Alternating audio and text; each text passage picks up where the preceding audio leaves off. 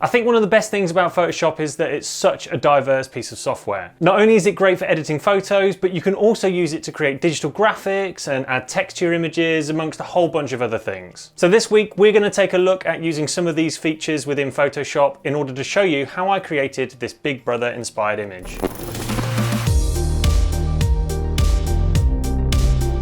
Right, so let's start by talking about the two images you're going to need to capture if you want to follow along to this tutorial. The first shot is a fairly simple portrait, and the second is a close-up shot of a pair of eyes. In order to light my images, I used my Pixapro City 600 Pro lights with a set of 80 by 120 centimeter softboxes attached to them. For the portrait, I simply positioned the lights behind and to the left and right of Paul, who was my willing model for the day. And these lights are going to just help us simulate the glow from the TV screens that we'll create a bit later on in Photoshop. You really don't need to worry about what the background looks like in this shot. It doesn't matter if there's clutter or items about in the background because we're going to cut out the portrait in Photoshop later on. Though that said, if you do decide to dress your model in a dark hoodie, like I have, make sure that the background is bright enough so that you can distinguish the background from your portrait. Because if you shoot on a dark background, your portrait will just blend into the background far too much and it'll be really hard to cut them out later on. The same goes for light clothing too. So if you're using light clothing, don't put them against a light colored background, go for something a bit darker. For the shot of the eyes, I had to first pick a lens out of my camera bag that had the best minimum focusing distance. If you want to find out what the minimum focusing distance for your lenses are, just stick the name of them into Google and it should give you a measurement in either centimeters or meters. As the name suggests, the minimum focusing distance of a lens is just a measurement that tells you how close your subject can be and still enable your camera to lock on focus. So obviously we want to get a really close-up shot of the eyes, so we need a really short minimum focusing distance, so you're looking for a small number here. So apparently it's saying that this has got a focusing distance of 19 centimeters. Just look at me a second. No, it's not lying. It is not lying. It is not lying. It's still going, fuck me, is this macro? Jesus, mate, that is literally still focusing. To my surprise, my Tamron 28-75 f2.8 lens has a minimum focusing distance of just 19 centimeters, which means I can get super close to my subject, which was perfect. If none of your lenses allow you to focus close up, then really don't worry. You can simply crop the image in a bit tighter later on. The advantage of being able to focus closer is that you can fill the frame and make the most of your camera's resolution without having to do too much of an extreme crop, which will of course reduce the image quality. But for this project, it won't matter too much because we're going to be adding a bunch of textures and grain and all sorts later on, so that will kind of hide any of the loss in image quality. So in terms of lighting for this shot, it's dead simple. I just positioned one of the lights above Paul's head, angled downwards towards his face, and then I used a reflector to bounce some of that light back up onto the underside of his face, just to remove any harsh shadows and create a nice flat, even lighting. Okay, so once you have both of your shots, we're going to need to open them up into Lightroom first in order to do some initial color work. For the portrait image, all we need to do is make some very basic contrast and color adjustments. There's nothing special going on here. For my image, I just played around with the tone and presence sliders until I was happy with the level of contrast, and here are the settings I used if you just want to copy them.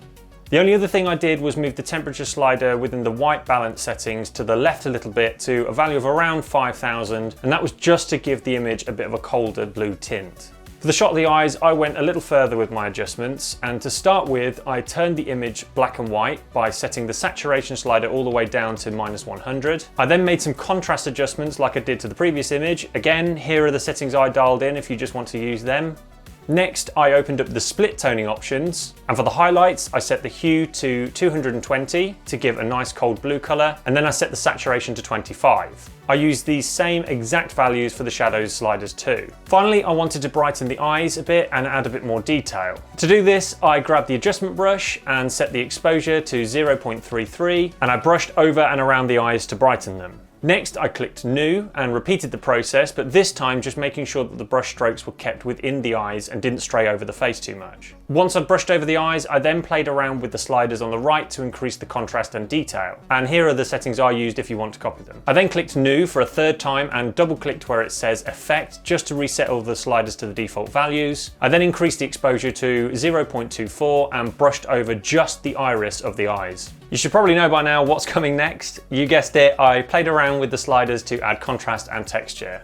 Here are the settings I used. Once I was happy with everything, I selected both of the images at the bottom of the screen by holding down Control or Command if you're using a Mac, and then clicking on them. I then went up to Photo, Edit In, Open as layers in Photoshop. This will just open both images into separate layers within a new Photoshop project. So now we're in Photoshop. Start by making sure that the portrait image is the topmost layer within the layers palette. You can simply click and drag to move them about if you need to.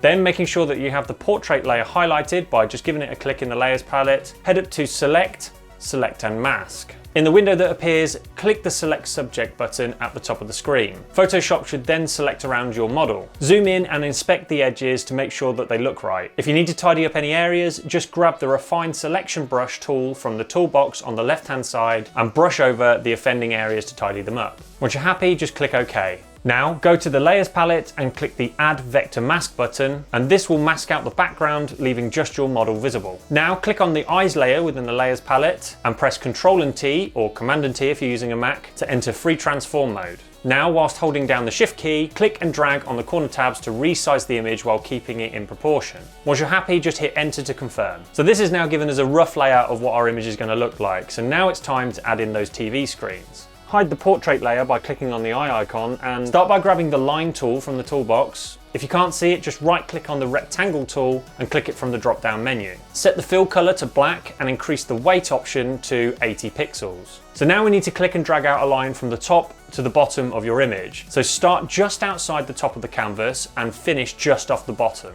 Now grab the move tool and position the line so that it's in the middle of the canvas. You should see a pink line appear and feel that the shape is snapping to the center of the frame if you've done it right. If this doesn't happen, you'll need to enable the snap setting by heading to View and going down to Snap, and just make sure that there's a tick next to it. If there's not, click on it. Next, making sure that this shape layer is still highlighted within the Layers palette, hit Ctrl+J or Command and J on a Mac to duplicate the layer. Use the Move tool to position this new line to the left-hand side of the canvas. Repeat this process and place another line on the opposite side. And then you want to repeat the process 2 more times, so you place them in the middle of the 3 lines you've just created to create a total of 5 that should look something like this. Now we need to repeat the process for the horizontal lines as well. So hit Ctrl and J or Command and J to duplicate one of the lines again. Now press Ctrl and T or Command and T to enter Free Transform mode. Move your cursor to the top corner of the line until it turns into a curved arrow. Now, whilst holding down the Shift key, click and drag and rotate the line around 90 degrees. The reason why we hold down the Shift key whilst we're doing this is it will allow you to get a perfect 90-degree angle. Then, before you hit Enter, move your cursor to the top of the line until it turns into a straight double-sided arrow. Click and drag the shape until it stretches over the right-hand side of the canvas. Then all you need to do is repeat the process for the left-hand side, and then you should have a shape that extends from left to right. Once you're happy, hit Enter to confirm. Now use the Move tool to position the line in the middle of the frame. Just like before, you should feel it snap to the center position if you've got the snap option enabled. Then it's just a case of pressing Ctrl and J or Command and J to duplicate the layer, move it to the top of the frame, duplicate it again, move it to the bottom of the frame, and then you want to duplicate it 2 more times to fill in those gaps. At the end of this process, you should then have 4 rows of 4 rectangles or TVs. By now you may have noticed that your layers palette is a bit of a mess, so let's go ahead and tidy that up now. So start by clicking on the topmost shape layer in the layers palette to highlight it, then scroll down to the bottommost shape layer, and whilst holding Shift, click on the bottom shape layer to select all of the shape layers. Now click on Create New Group, which is shown as a little folder icon at the bottom of the layers palette, and this will place all of these layers within a new folder. You can double click on the name of this folder to rename it to something like TV Grid if you want to keep organized. And the cool thing about groups is that you can apply effects to the group folder itself, and that will apply the effect to all of the layers as if it was all just one big object. And that means you don't have to merge them all together and lose the ability to go in and make further tweaks later on down the line if you need to.